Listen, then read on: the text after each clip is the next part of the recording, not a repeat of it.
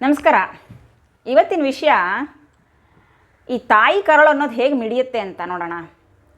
ಏನಂದರೆ ನಮ್ಮ ಬಿಲ್ಡಿಂಗ್ನಲ್ಲಿ ಒಬ್ಬರು ಅಜ್ಜಿ ಇದ್ದರು. ಅವ್ರಿಗೆ 89 ಇಯರ್ಸು, ಅವ್ರ ಮಗಳಿಗೆ ಒಂದು 65 ಇಯರ್ಸು. ಅವ್ರು ಅಮೇರಿಕನ್ನಲ್ಲಿದ್ದಾರೆ. ಅವಾಗ ವಿಸಿಟ್ ಬರ್ತಿದ್ರು. ಅವರು ಬಂದರೆ ಈ ಅಜ್ಜಿಗೆ ತಲೆ ಬಿಸಿ ಆಗುತ್ತೆ ಪಾಪ. ಅಲ್ಲಿಂದ ಟೈಮ್ ಬೇರೆ, ಇಲ್ಲಿ ಟೈಮ್ ಬೇರೆ. ಇಲ್ಲಿಗೆ ಬಂದಾದಮೇಲೆ ಟ್ರಾವೆಲ್ ಮಾಡ್ಕೊಂಡು ಕಷ್ಟಪಟ್ಕೊಂಡು ಮಗಳು ಬರ್ತಾಳೆ. ಆಮೇಲೆ ಏನು ಮಾಡ್ತೀಯಾ, ಇಲ್ಲಿ ಟೈಮ್ಗೆ ಮೀಟಿಂಗ್ ಇಟ್ಬಿಡ್ತಾರೆ. ರಾತ್ರಿ ಎಲ್ಲ ನಿದ್ರೆ ಮಾಡಲ್ಲ ನನ್ನ ಮಗಳು, ಗೊತ್ತಾ ಪಾಪ ಎಷ್ಟೊಂದು ಕಷ್ಟಪಡ್ತಾಳೆ. ನಾನು ಬರಬೇಡ ಅಂತ ಹೇಳ್ತೀನಿ, ಅವಳು ಕೇಳೋದೇ ಇಲ್ಲ, ಬರ್ತಾಳೆ ಅಂತ ಅಲ್ವಾ. ಇನ್ನೊಂದು ಎಕ್ಸಾಂಪಲ್ ಕೊಡ್ತೀನಿ. ನಮ್ಮ ಬಿಲ್ಡಿಂಗಲ್ಲಿ ಒಬ್ಬರು ಸೆಕ್ಯೂರಿಟಿ ಮಗಳಿದ್ದಾಳೆ. ಅವಳಿಗೆ 2 ಜನ ಮಕ್ಕಳು. ಅವಳಿಗೆ ಸ್ವಲ್ಪ ಸರಿ ಇಲ್ಲ ಅಂತ ಅಂದ್ಕೊಳ್ಳೋಣ. ತುಂಬ ಚುರುಕಾಗಿಲ್ಲ, ಕಿವಿನೂ ಸ್ವಲ್ಪ ಕೇಳಿಸಲ್ಲ, ತುಂಬ ಚುರುಕಾಗಿಲ್ಲ ಅವ್ರು ಹೇಗೆ ಅಂದರೆ, ಇವಾಗ ಸ್ಕೂಲಿಗೆ ಮಕ್ಕಳು ಹೋಗಿ ಬಂದರೆ ಹೋಮ್ವರ್ಕನ್ನು ಅವ್ರ ಹತ್ರ ಮಾಡ್ಸೋಕ್ಕಾಗಲ್ಲ. ಮತ್ತು ಏನು ಓದ್ತಾ ಇದ್ದಾರೆ ಅಂತ ಅವಳಿಗೆ ಗೊತ್ತಾಗಲ್ಲ. ಅದಕ್ಕೆ ಮಕ್ಕಳನ್ನ ಟ್ಯೂಷನ್ಗೆ ಹಾಕಿದ್ದಾಳೆ. ಟ್ಯೂಷನ್ನಲ್ಲಿ ಅವ್ರಿಗೆ ಹೋಮ್ವರ್ಕ್ ಮಾಡಿಸೋದು, ಹೇಳ್ಕೊಡೋದು, ಹೆಲ್ಪ್ ಬೇಕಾಗಿರೋದನ್ನ ಅವ್ರು ಮಾಡ್ತಾರೆ. ಇವಳು ಎಲ್ಲರ ಮನೆಗೆ ಕೆಲಸಕ್ಕೆ ಹೋಗಿ ದುಡ್ಡು ತೊಗೊಂಬರ್ತಾಳೆ, ಮಕ್ಕಳು ಓದ್ಕೊಳ್ಳಿ ಅಂತ, ಮಕ್ಕಳಿಗೋಸ್ಕರ. ಅವಳಿಗೇನೂ ಅರ್ಥ ಆಗೋದಿಲ್ಲ ಮಕ್ಕಳು ಓದಲಿ ಅಂತ. ಇನ್ನೊಂದು ಹೇಳ್ತೀನಿ, ನಾವು ಊರಿಗೆ ಹೋಗ್ತೀವಲ್ಲ, ಆಗ ನಮ್ಮ ಮನೆಯಲ್ಲಿ ನಮ್ಮಮ್ಮ ನನ್ನ ಕಿಚನ್ಗೆ ಬಿಡೋದಿಲ್ಲ, ಆಯಿತಾ. ಅಷ್ಟಾಗಿ ನನ್ನ ಮಗ ನನ್ನನ್ನು ಕಾಡಿಸ್ತಾ ಇದ್ದರೆ ಗದರಿಸ್ತಾರೆ. ನಿಮ್ಮಮ್ಮ ಅಲ್ಲಿ ಕೆಲಸ ಮಾಡಿಲ್ವಾ, ಇವಾಗ 2-4 ದಿನ ರೆಸ್ಟ್ ಮಾಡ್ಕೊಂಡು ಹೋಗ್ತಾಳೆ ಬಿಡು, ಅಜ್ಜನ ಹತ್ರ ಹೋಗಿ ಆಟ ಆಡು, ಇಲ್ಲ ಅಂದರೆ ಪಕ್ಕದ ಮನೆಗೆ ಹೋಗಿ ಆಟ ಆಡು ಅಂತ. ಅದಕ್ಕೆ ನನ್ನ ಮಗನಿಗೆ ನಮ್ಮ ಅಮ್ಮನ ಕಂಡ್ರೆ ಆಗೋದಿಲ್ಲ. ಯಾವಾಗಲೂ ನಿನ್ನ ಪರವಾಗೇ ಇರ್ತಾರೆ ಅವರು, ಅದಕ್ಕೆ ನನಗೆ ಕಂಡ್ರೆ ಆಗೋದಿಲ್ಲ ಅಂತ. ಇನ್ನು ನಾನು ಚಪಾತಿ ಮಾಡ್ತೀನಿ ಅಂತ ಇಟ್ಕೊಳ್ಳಿ, ಅಲ್ಲಿ ಮಾಡೋದೇ 10 ಚಪಾತಿ ರೀ. ಆ 10 ಚಪಾತಿನೇ ಮಾಡೋದಕ್ಕೆ ಹೋದರೆ ನಮ್ಮಮ್ಮ ನನಗೆ ಹೇಳ್ತಾರೆ, ಸೊಂಟ ನೋವು ಬಂದುಬಿಡುತ್ತೆ, ಕೈ ನೋವು ಬಂದುಬಿಡುತ್ತೆ, ಮಾಡಬೇಡ ಅಂತ.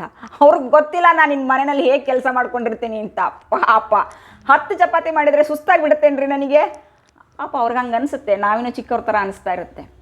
ಇನ್ನೂ ನಾವು ಊರಿಗೆ ಹೋಗ್ತೀವಲ್ಲ, ಅಲ್ಲಿ ನಮ್ಮ ಮನೆಯವ್ರ ತಾಯಿ ಇದ್ದಾರಲ್ಲ, ಅವ್ರು ಹೆಂಗೆ ಅಂದರೆ, ಯೂಶ್ವಲಿ ಈ ಹಾಟ್ ವಾಟರೆಲ್ಲ ಅಲ್ಲಿ ಸೋಲಾರಲ್ಲಿ ಬಂದುಬಿಡುತ್ತೆ.